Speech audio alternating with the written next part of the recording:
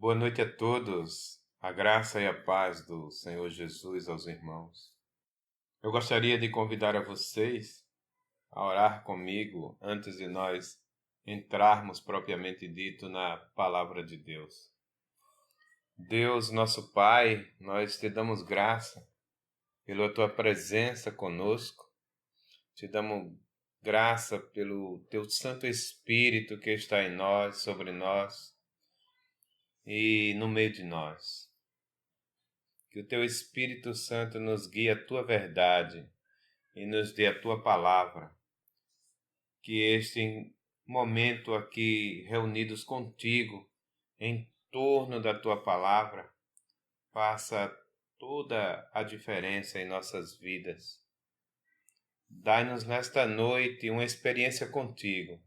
Nós te pedimos, ó Pai, afeta a nossa maneira de pensar, de sentir, de viver.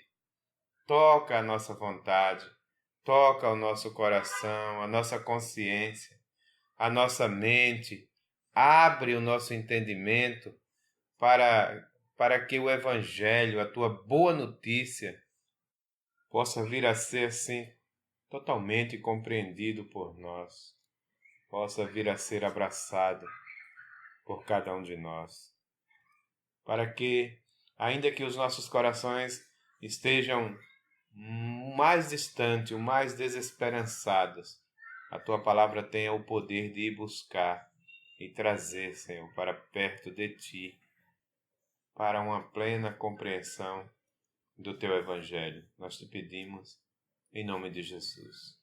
Amém. Gostaria de começar lendo a palavra de Deus com vocês. Romanos, no capítulo 6, no versículo 23. O salário do pecado é a morte, mas o dom gratuito de Deus é a vida eterna em Cristo Jesus, nosso Senhor. Vamos repetir juntos? O salário do pecado é a morte, mas o dom gratuito de Deus é a vida eterna em Cristo Jesus, nosso Senhor. Amém? A cruz de Cristo é a árvore da vida plantada no Monte Calvário. Quando eu vi essa frase, que está escrita pelos cristãos ortodoxos, de que a cruz de Cristo é a árvore da vida plantada no Monte Calvário, eu pude perceber ali toda a teologia do apóstolo Paulo, descrita aqui na carta aos Romanos. Porque, lembremos, que conforme a narrativa bíblica lá de Gênesis, o ser humano, ele não está diante do bem e do mal. Lá no Jardim do Éden, o dilema humano não é escolher entre o bem e o mal, e ele escolher o mal. A narrativa bíblica diz que lá no Jardim do Éden, o ser humano estava diante de duas árvores. A árvore do conhecimento do bem e do mal e a árvore da vida. Portanto, isso mostra que a decisão não era entre o bem e o mal, mas a decisão de escolha era entre a morte e a vida. Porque o ser humano, mesmo antes de provar da árvore do bem e do mal, ou praticar aquilo que a teologia convencionou chamar de pecado original, mesmo antes do pecado, o ser humano ele era mortal. Ele seria revestido de imortalidade, teria vida, a vida chamada na Bíblia Sagrada de vida eterna, ou melhor dizendo, a vida incriada, a vida de Deus, a vida divina, se o ser humano tivesse optado em apenas comer da árvore da vida. Ele era mortal e receberia da vida de Deus se comesse da árvore da vida.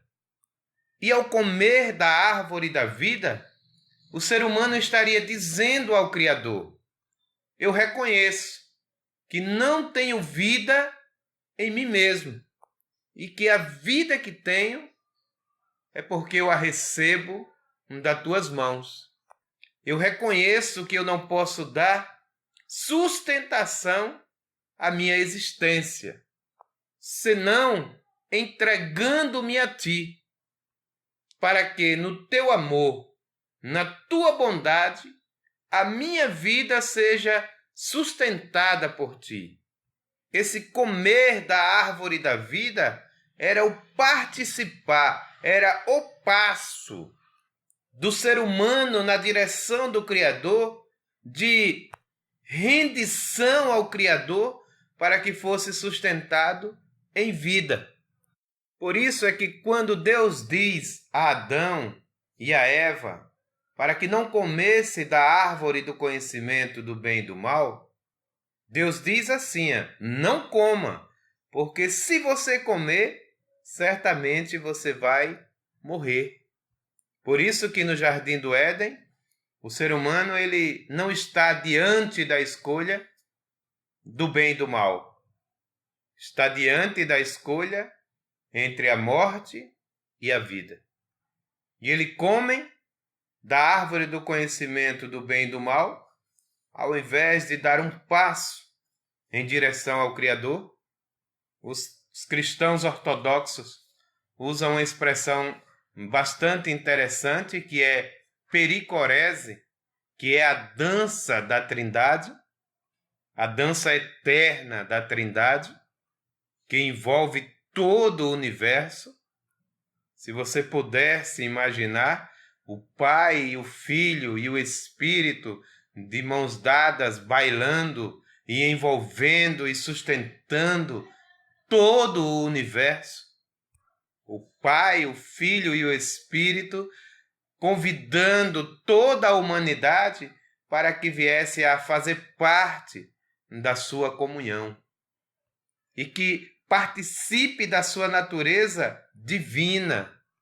Então, a Bíblia nos mostra que o ser humano ele decide comer da árvore do conhecimento do bem e do mal, ao invés de integrar-se a essa comunidade perfeita. Ele então se afasta dessa triunidade, ao invés de render-se a ela. Ao invés de sujeitar-se ao Deus Criador, ele pretende existir em si mesmo, como se fosse ele suficiente, capaz e tivesse condições de bancar a sua existência. Então, de uma forma iludida e ilusória, ele tenta se afirmar como um ser autoexistente.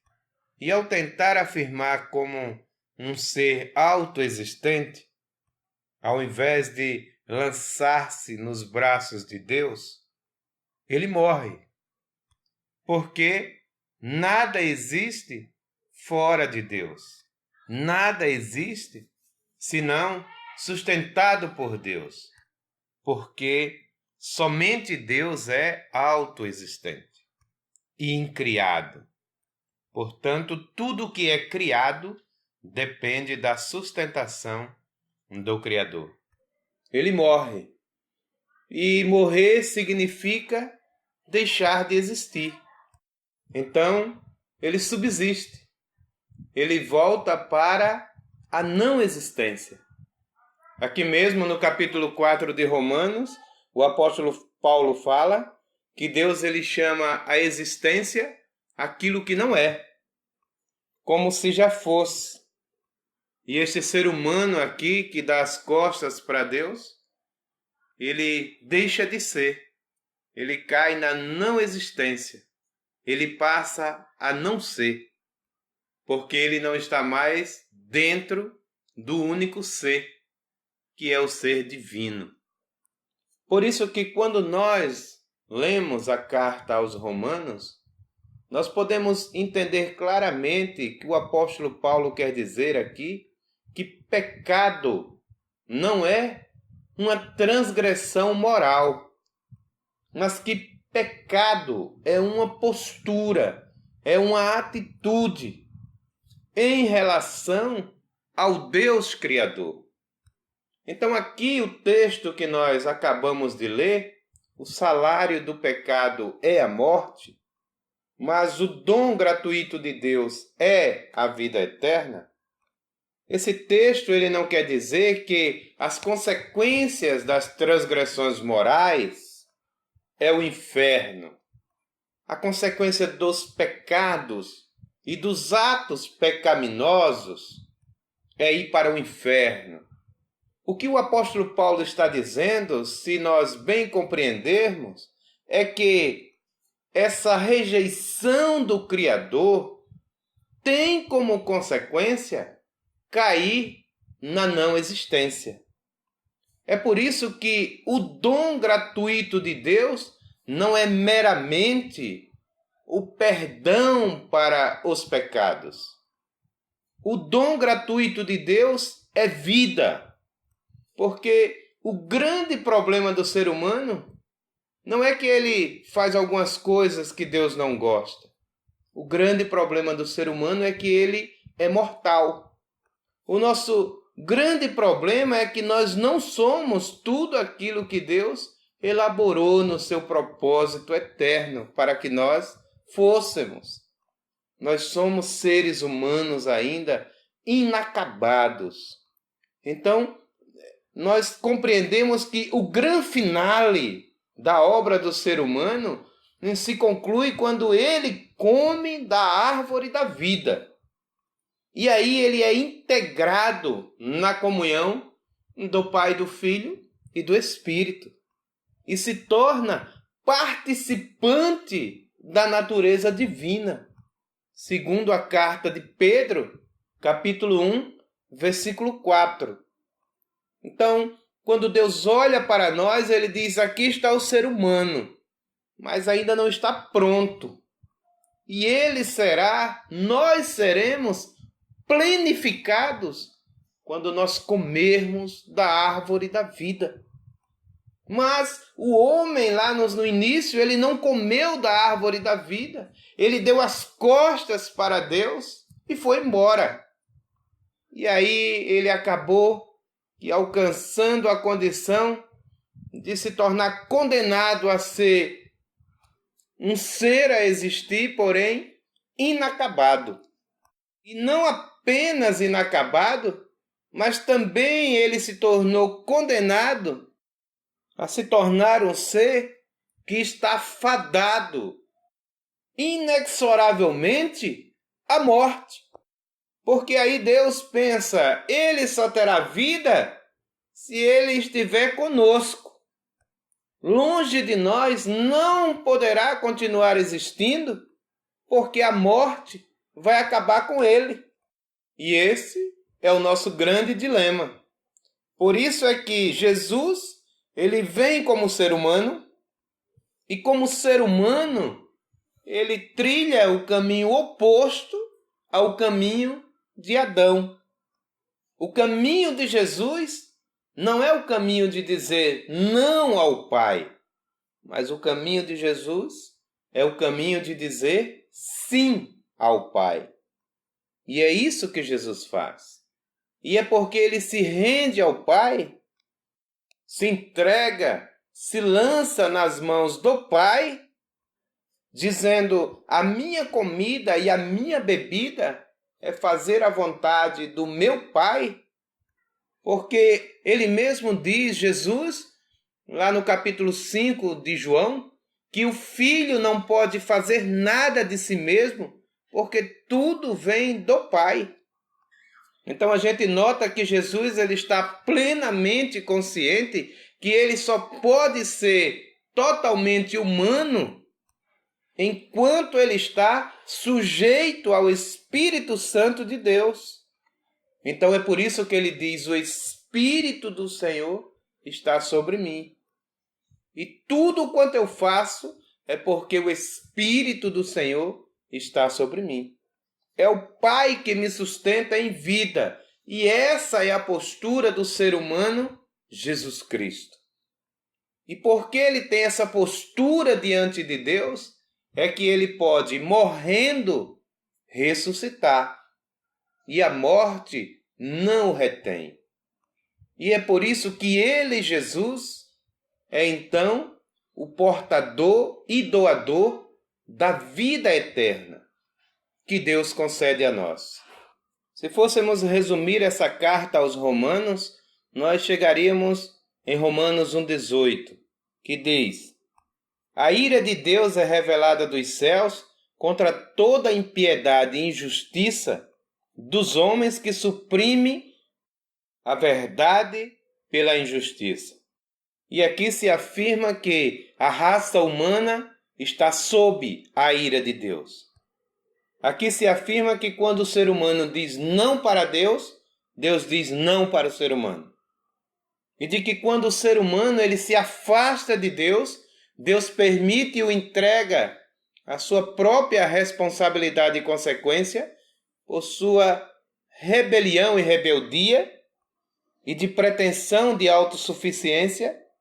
E isso é um ato de amor, porque Deus ele não é como alguns de nós que, pela força do amor ou de um pseudo-amor, nós varremos para debaixo do tapete as intransigências contra uns aos outros.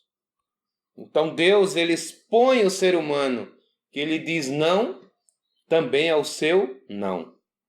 Isso é o que significa a sua ira. Então veja que os pais que não expõem os seus filhos às consequências das suas rebeliões, eles vão criando dentro de casa pequenos monstros, serizinhos tirânicos. São pequenininhos e bonitinhos, mas eles são capazes de controlar a casa inteira. E papai e mamãe não põem limites e não expõem os filhinhos e protegem os filhinhos a título de amor. E vão resolvendo os problemas dos filhinhos e vão resolvendo todos os problemas que os filhinhos causam. E os filhinhos continuam crescendo e se julgando deusinhos. Eles acham que eles podem tudo e que o mundo todo gira ao seu redor, em torno de si. E aos poucos vão se tornando serizinhos insuportáveis. Mas não é assim que Deus faz. Então, Romanos 1,18 diz: você me disse não. Você está sendo prepotente em me dizer não. Então eu também lhe digo não. Vamos ver então onde isso vai dar.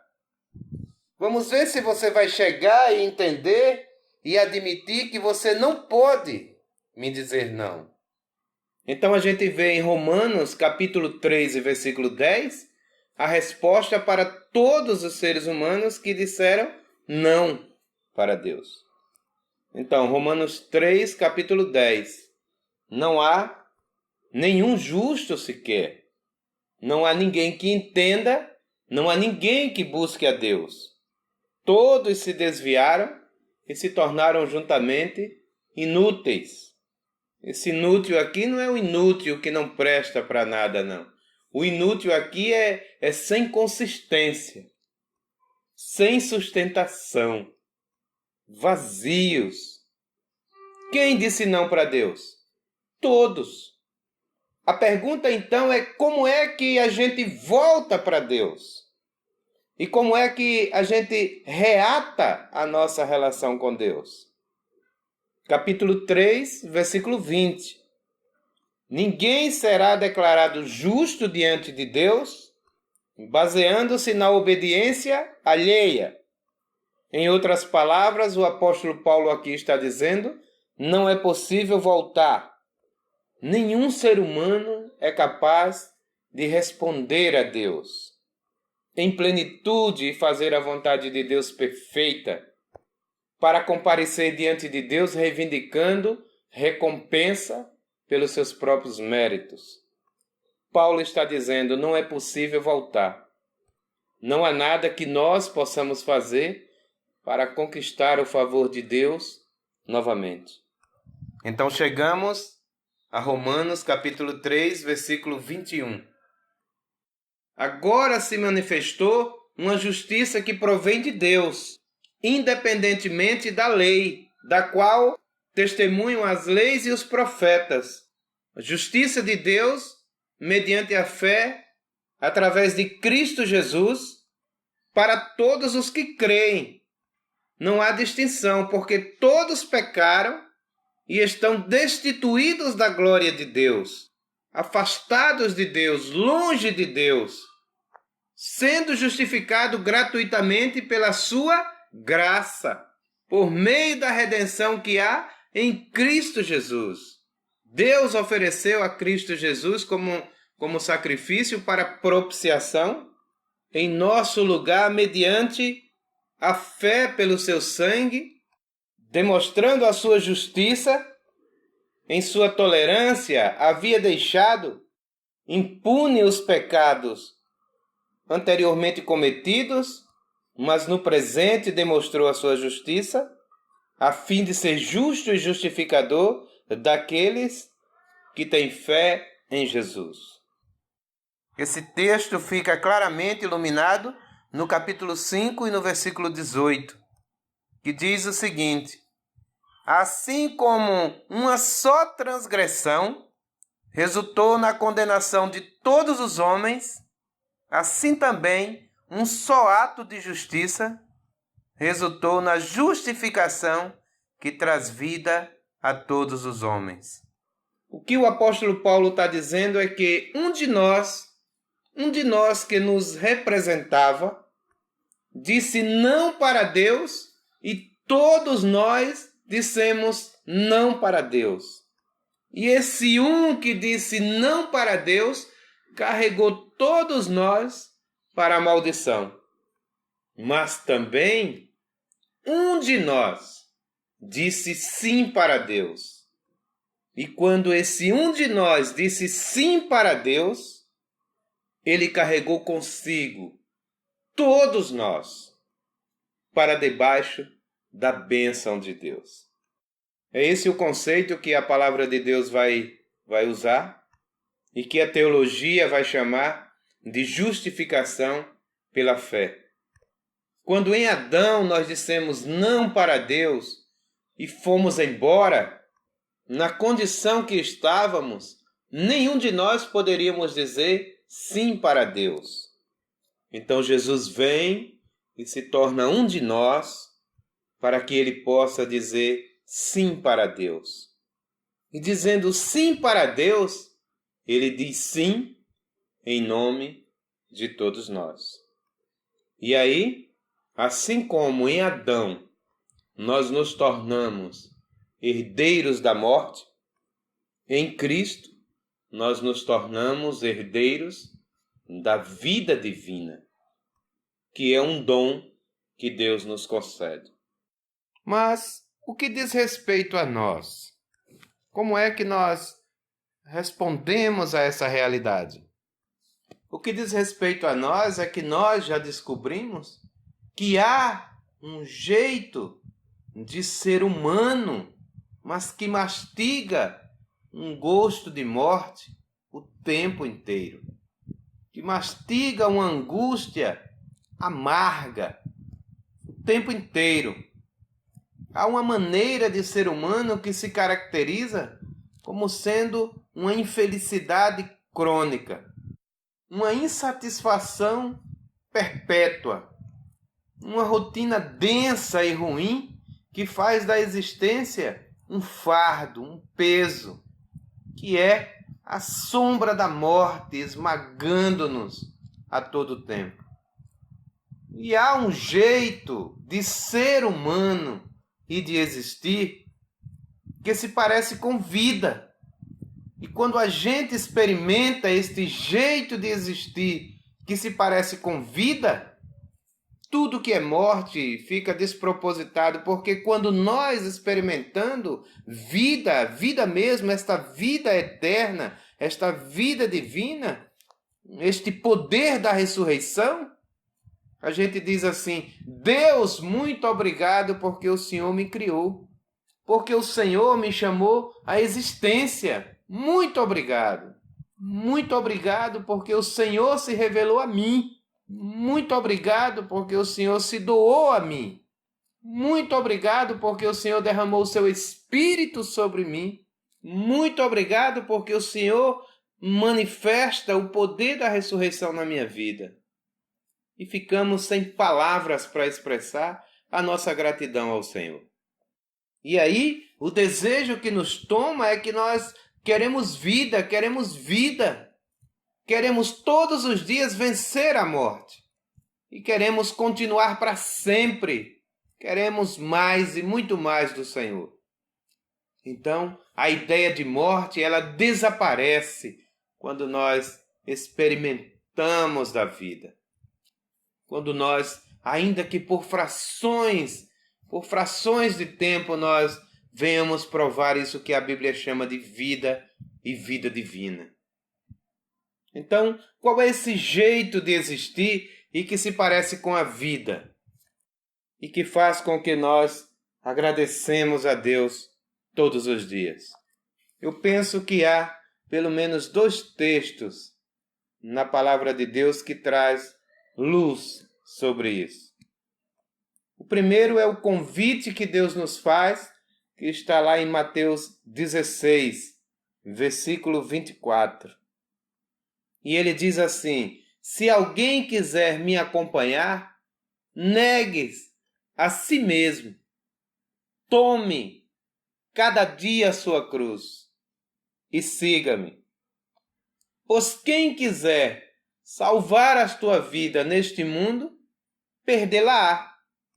Mas quem perder a sua vida por minha causa, achá-la-á. Mateus capítulo 16, os versículos 24 e 25.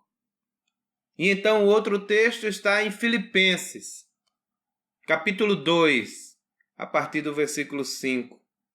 Sejam a atitude de vocês igual à do Senhor Jesus Cristo, que mesmo sendo Deus, não considerou ser igual a Deus, que o ser igual a Deus era algo que ele devia apegar-se, mas esvaziou-se a si mesmo, vindo a ser servo e tornando-se semelhante aos homens.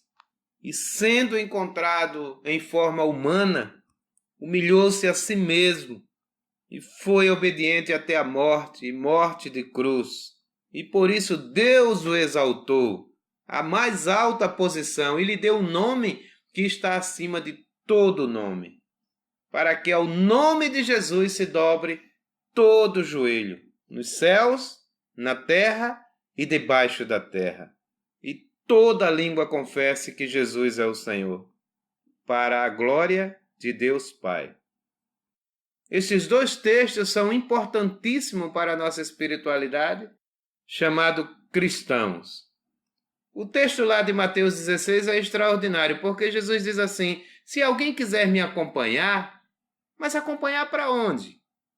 Acompanhar pelas ruas da Palestina? Acompanhar fazendo dele o seu rabino e abandonando os outros mestres do judaísmo da época? E dizendo, não, agora eu vou deixar vocês aqui, eu vou seguir Jesus. Então o que é acompanhar a Jesus? Será que é repetir o estilo de vida de Jesus? É obedecer os mandamentos de Jesus? É abraçar os ensinamentos de Jesus? Concordar com a sua visão de mundo? O que é então seguir a Jesus? E seguir a Jesus é mergulhar na morte. Por quê? Porque quando ele fala, se alguém quiser me acompanhar, é logo em seguida aquele momento que Pedro diz assim, tu és o Cristo, Filho do Deus vivo. Então Jesus diz, agora então você recebeu a revelação a respeito de mim. Você sabe quem eu sou. Você sabe que eu sou o Filho do Deus vivo, eu sou o Cristo. Eu sou o Messias. Então, portanto, agora vai a segunda lição. Saiba que eu vou para Jerusalém, vou ser preso, vou morrer e vou ressuscitar ao terceiro dia. Aí ele diz: quem quer me acompanhar? Calma aí, mas acompanhar para onde, Jesus? Para isso aí. Nós vamos morrer. Quem vai morrer comigo? Quem veio para morrer comigo e ressuscitar comigo? Imagina que tem uma piscina aqui chamada morte. Um piscinão aqui tenebroso chamado morte. E Jesus, ele para aqui na beira da piscina e diz: eu vou pular. Quem vem comigo? Sim, mas Jesus, o Senhor vai pular e vai ficar aí. E ele diz: eu não vou ficar aqui. Porque a morte, ela não tem parte comigo, a morte, ela não tem poder sobre mim. A morte, ela não tem direito sobre mim. Então eu vou mergulhar na morte, eu vou atravessar e eu vou sair lá do outro lado, vivo e ressurreto. Quem vem comigo? E esse quem vem comigo é o que tem essa conotação aqui que diz: quem quiser atravessar o piscinão da morte comigo, negue a si mesmo. Tome a sua cruz e siga-me. Esteja disposto a morrer para si, para viver para Deus. O que é isso se não é o caminho inverso feito por Adão? O que fez Adão? Matou Deus para viver. Jesus está dizendo: errado. Quem mata Deus não vive, morre. Só vive quem morre. Aí sim experimenta a vida verdadeira. Aí sim experimenta a vida divina. Qual foi o caminho de Jesus? Ele era Deus, esvaziou-se, humilhou-se, tornou-se homem, e como homem tornou-se servo, e como servo tornou-se obediente até a morte, e morte de cruz. E então Deus o exaltou e deu a ele o nome que está acima de todo nome. Jesus, como Deus que se esvazia, e quando Jesus ele se esvazia, ele abre mão de tudo aquilo que é Deus. E isso é o que ele está dizendo para nós. Ele está dizendo: eu morri para mim, para a glória do meu Pai. Então, se vocês querem vir comigo, mergulhar e sair do outro lado da morte, através da ressurreição, se vocês querem saber o que é vida mesmo, vida de verdade, este é o caminho de vocês. Morram para si mesmo. Não se apeguem à sua vida. Em outras palavras, a nossa única alternativa para viver no existir humano, para algo que se aproxima do que a Bíblia chama de vida, esse aniquilamento, esse esvaziamento, esse abrir mão de nós mesmos. Porque o que faz das nossas vidas tão infernais é o nosso ego exagerado. Então, eu tenho que perguntar todos os dias para mim mesmo: como eu posso servi-lo? Este é o caminho de Jesus. Porque nós podemos e vamos vencer a morte na ressurreição. E isso é a grande obra de Deus em nós. Que o salário do pecado é a morte, mas o dom gratuito de Deus é vida eterna em Cristo Jesus. Jesus já venceu essa morte por nós, mas nós podemos hoje vencer o gosto amargo de morte e experimentar esta vida que Jesus nos promete, respondendo a Ele, dizendo assim: eu vou contigo, Jesus. Eu vou seguir este caminho que o Senhor abriu para mim. Eu também vou para a cruz. Eu vou morrer também. Então, finalizando, o apóstolo Paulo diz em Gálatas 2:20: já estou crucificado com Cristo. E vivo, não mais eu, mas Cristo vive em mim. Agora eu sei o que é o poder da ressurreição. E aí nós vemos que a cruz é a árvore da vida que foi plantada lá no Calvário, para que nós voltássemos para comer e provar desta vida. Que Deus, Ele possa nos abençoar ricamente.